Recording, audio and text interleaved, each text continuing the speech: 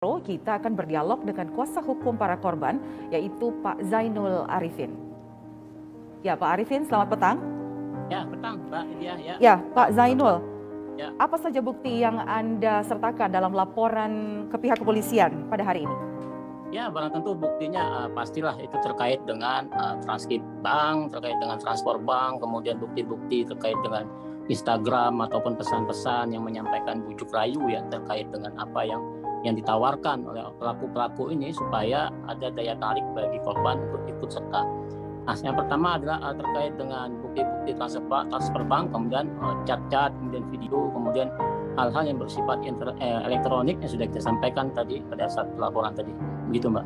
Ya, Pak Zainul, modus dan skema yang digunakan oleh robot trading DNA Pro ini apakah sama dengan modus yang dilakukan oleh robot trading lainnya? Ya, dia hampir sama, hanya polanya pun, modusnya pun juga hampir sama.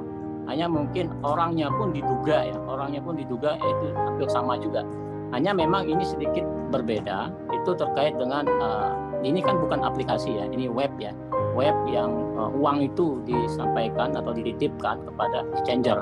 Nah, exchanger ini adalah bisa berbadan hukum ataupun perorangan yang ditransfer dari korban ke exchanger, diindapkan uang itu, kemudian setelah itu uang itu dikirimlah ke perusahaan PT DNA Pro ini, sehingga itu diolah sebagai pembelian robot dan seolah-olah itu robot yang menggunakan, tetapi mungkin dugaan kita adalah orang yang menggunakan.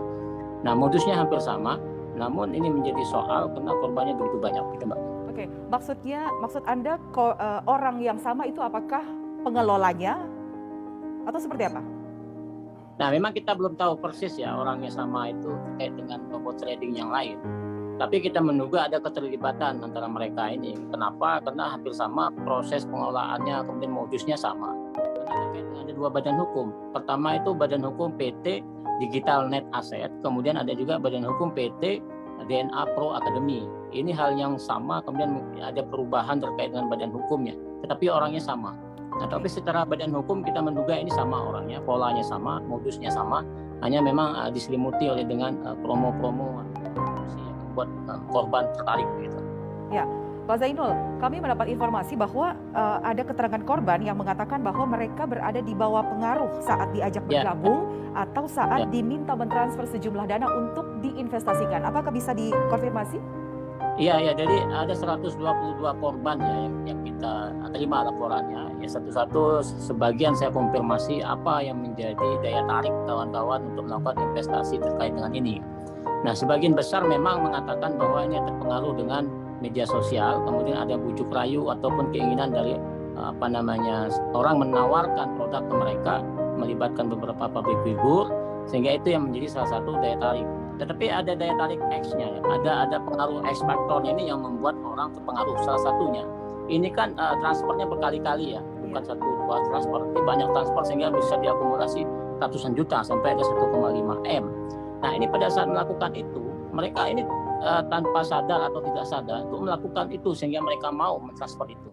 Sehingga sempat ada persoalan terkait dengan keluarga, tidak disetujui oleh orang tua, tidak disetujui oleh suami istri, tapi tetap juga melakukan itu.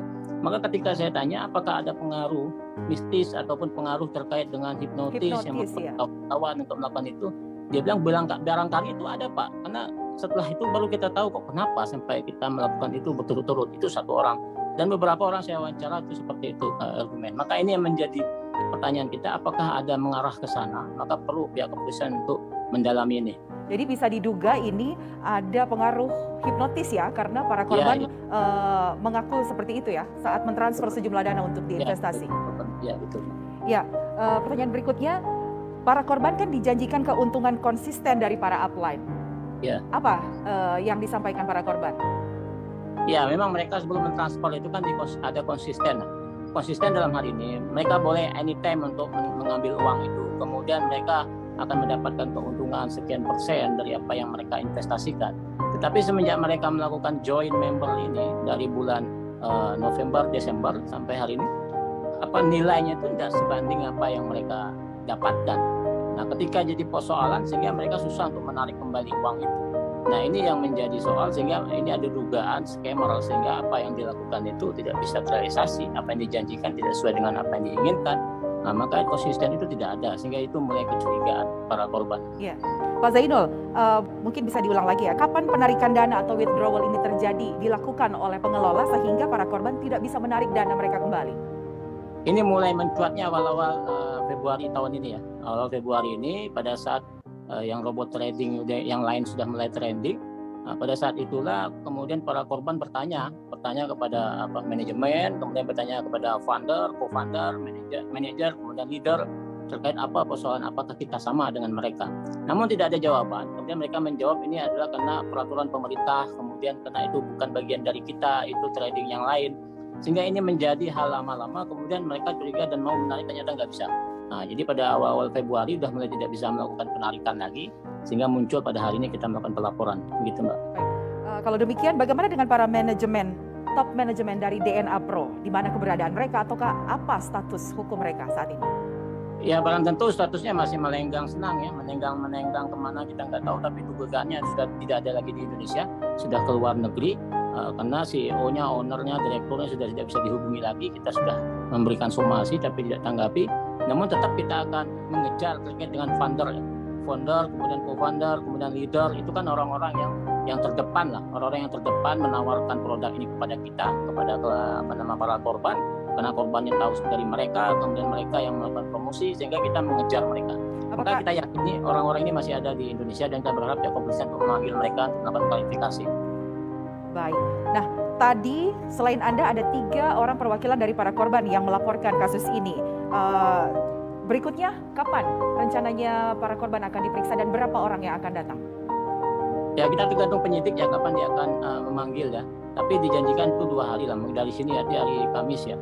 Dan korban siap ya, karena korban kan di beberapa daerah. Di Jabodetabek cukup banyak, kemudian di Bali, kemudian Kalimantan, kemudian Jambi, kemudian Papua, Merauke, ada semua. Itu barang tentu akan memakan waktu. Kita minta tadi koordinasi sama penyidik, kalau bisa seminggu sebelum itu bisa dikirimkan surat panggilan. Dan kawan-kawan semua akan siap untuk hadir untuk menyampaikan keterangan. Jadi 122 korban ini tersebar di seluruh Indonesia ya Pak Zainul? Ya, betul. Ya. Betul. Mungkin pertanyaan terakhir, ada sejumlah nama public figure yang ikut terseret karena diduga menjadi media promosi dari DNA Pro ini. Iya, betul. Ada berapa orang mereka Pak?